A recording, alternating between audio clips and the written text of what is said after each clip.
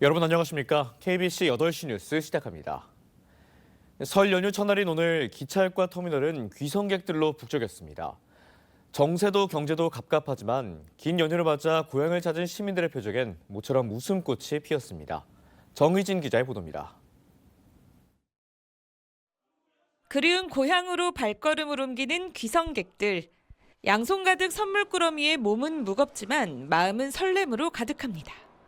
오랜만에 만나는 가족들도 긴 연휴 덕에 모처럼 누릴 휴식도 반갑습니다. 오랜만에 부모님 뵙게 돼서 기분이 좋고요. 좀 쉬다 올 것 같아서 좀 마음이 편한 것 같습니다. 플랫폼으로 들어서는 열차. 곧 가족들의 품이라는 기대 실린 발걸음과 드디어 고향으로 향하는 신나는 발걸음이 교차합니다. 시즌하면서 서울에 지내다가 취업하고 고향에 내려온 거라서 이제 가족들하고 어떻게 놀까 고민도 하고 있고요. 육지에 사는 토끼 같은 손주. 조금이라도 더 빨리 보겠다고 먼 백길도 마다하지 않고 마중 나왔습니다. 그 연휴가 지나갔고요. 손주들 데리러 왔어요. 목포까지. 이제 시골 장상 가서 재밌게 놀고 그러랍니다. 설 연휴 첫날인 오늘 정오를 전후로 고속도로는 극심한 정체를 빚었지만 저녁 7시가 지나면서 조금씩 해소되는 모습입니다. 내일도 오늘과 교통량이 비슷하고 정오부터 오후 1시까지 정체가 가장 심할 것으로 한국도로공사는 예상했습니다. 갑갑한 시국이지만 엿새 동안의 긴 황금 연휴 덕분에 소담스런 명절 풍경이 곳곳에 새겨지고 있습니다. KBC 정의진입니다. 네, 앞서 보신 것처럼 최소 6일, 최대 9일까지 가능한 긴 설 연휴가 시작됐습니다. 집에서만 있기엔 너무 아깝다면 전남 지역에 있는 명소를 당일치기로 찾아가 보는 건 어떨까요? 전라남도가 추천한 가볼 만한 곳을 강동일 기자가 소개해드립니다. 호남의 명산 월출산 자락에 자리한 강진 백운동 원림. 자연 그대로인 계곡가수. 그 속에 조화를 이루고 있는 소박한 건물과 마당 한가운데 계곡물을 끌어들여 만든 유상복수. 다산 정약용 선생과 초이 선사가 차를 마셨을 이곳은 속세와 떨어진 또 다른 세상을 만나게 합니다. 세상 풍파 속에서 좌절하고 또 흔들리고 그랬을 때 여기 오셔서 생각을 좀 할 수 있고 그다음에 또 기운을 얻어갈 수 있고. 백운동 원림과 함께 호남의 3대 정원으로 불리는 담양 소세원과 완도 보길도 부용동 정원도 설 연휴 기간 당일치기로 가볼 만한 곳입니다.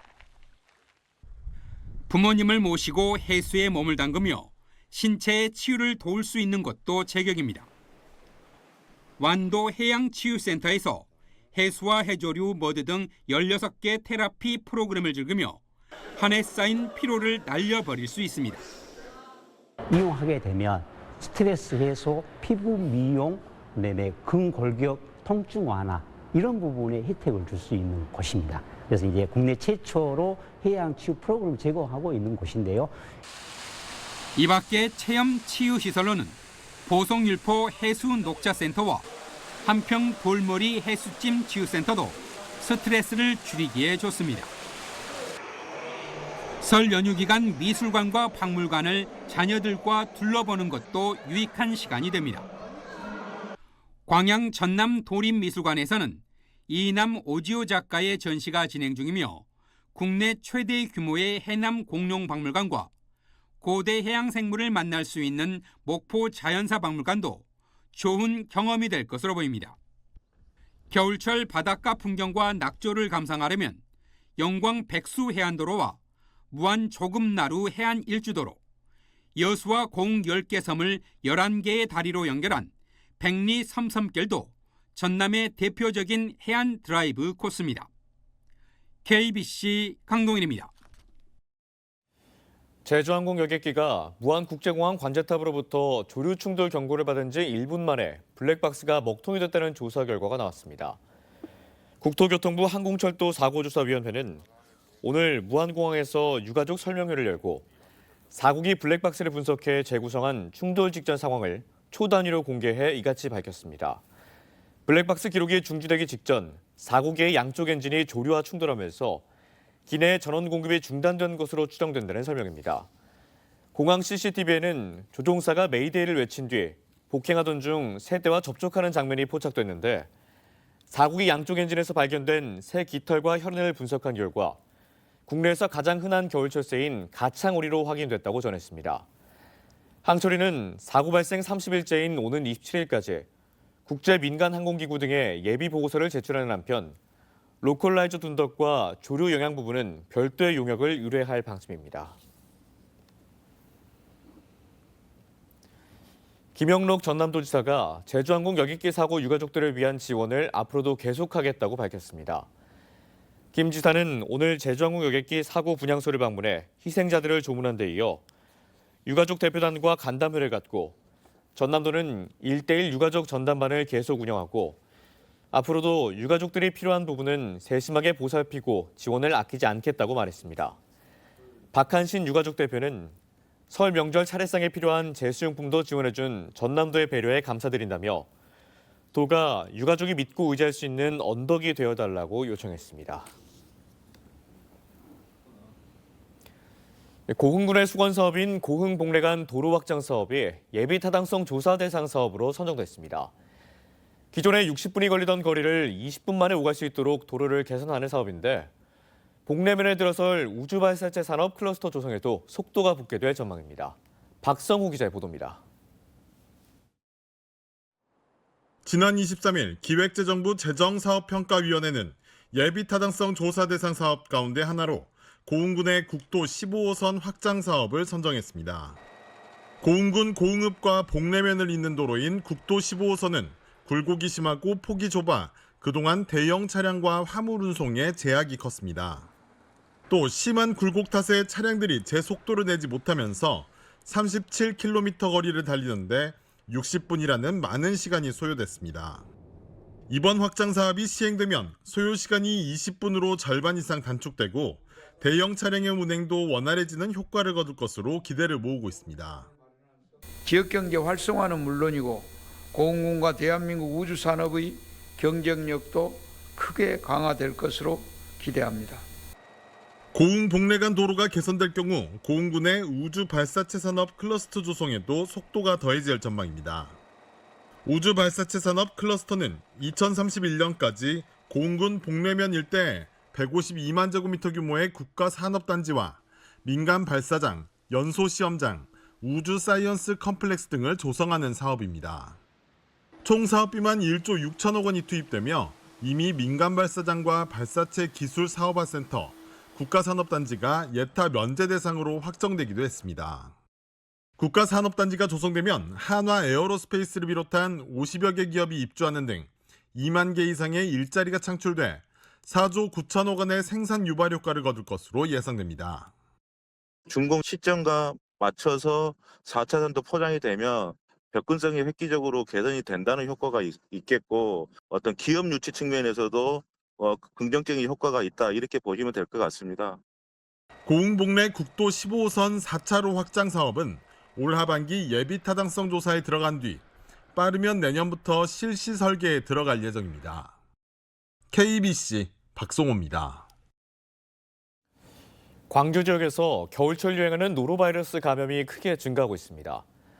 광주시 보건환경연구원이 지역 10개 의료기관에서 급성 설사 환자 원인 병원체를 분석한 결과 노로바이러스 검출률이 지난해 11월 16.7%에서 12월 35.6%, 올해 1월 32.6%로 크게 증가했습니다. 노로바이러스에 의한 식중독은 오염된 물이나 어패류 등 음식물을 섭취할 때 발생 위험이 높습니다. 전라남도가 내년 열리는 여수 세계섬 박람회 성공 개최를 위해 사업비를 추가 지원합니다.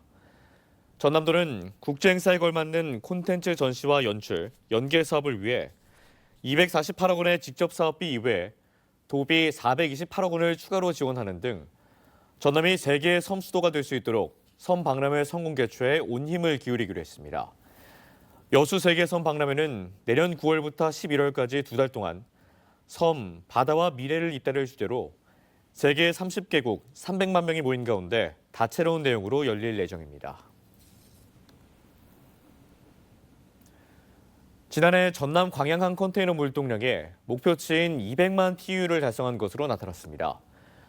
여수 광양항만공사는 지난해 광양항 컨테이너 물동량이 2023년에 비해 8% 증가한 201만 TEU로 집계돼 국내 4개 항만공사 가운데 가장 높은 성장률을 기록했다고 밝혔습니다. 광양항은 지난 2018년 정부의 투포트 정책으로 역대 최대인 241만 TEU를 달성했다가 2023년까지 하락세를 보였는데 이후 전 세계를 대상으로 하는 항만 세일즈 강화로 반등세로 돌아섰습니다. 설 연휴 첫날인 오늘 광주와 전남은 대체로 맑고 포근한 날씨를 보였습니다. 광주와 전남의 오늘 낮 최고 기온은 9도에서 11도 사이를 나타냈습니다. 내일은 구름 많은 가운데 낮 기온이 7도에서 9도로 오늘보다 2, 3도가량 낮아지겠습니다.